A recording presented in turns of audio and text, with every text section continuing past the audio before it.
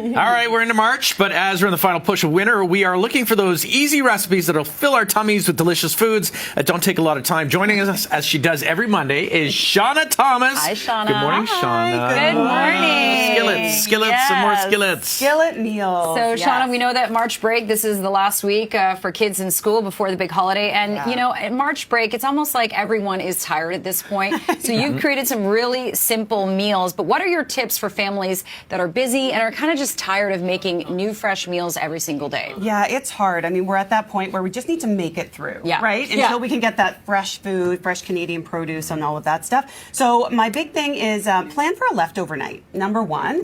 Because then we're not wasting our food, right? So that is number one. Number two is breakfast for dinner. So easy. Eggs cook up in less than 2 minutes. You can have them any way you like. And the third one, especially for saving money and stuff, is canned and frozen foods. So important at this time of year. You know, I've been talking to people saying fruit doesn't taste like anything, you know, and it really loses nutrients because it comes from so far away and things are ripening on the truck. So using canned and frozen foods is a great way to and they hold on to their those nutrition too. Sometimes people think, oh, frozen, it's not, but they flash freeze. So hold on. Yeah, exactly. So these meals are really quick and easy to make.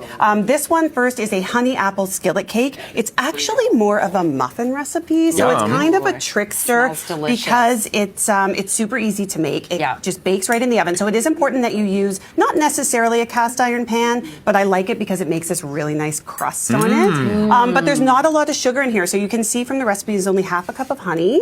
And then I just toss the apples or apples and pears, whatever you have, in a little bit of cinnamon sugar. And that's all that's in there. So it's sort of a cheater when you want something a little bit healthier, a little lower in sugar, and it feels like cake and it tastes like it has that cakey texture. It is really sweet for something that doesn't have a lot of sugar. Yeah, exactly. And I mean, you can add a little bit of glaze on top too and sweeten it up, or even serve it with ice cream because it is low in sugar. But it's all about the sell, right? It's all about, like, you serve this, you call it cake, and then you can do it upside down. You can, you know, serve it upside down so all those apples are showcased on top.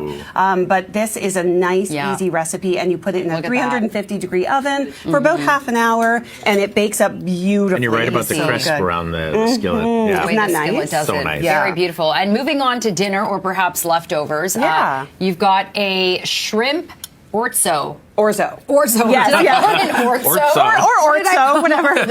Thank you. I learned something. Yeah, there you go. So Orzo is like, it looks a little bit like rice here, but it's a pasta. So it's just a really great small textured pasta.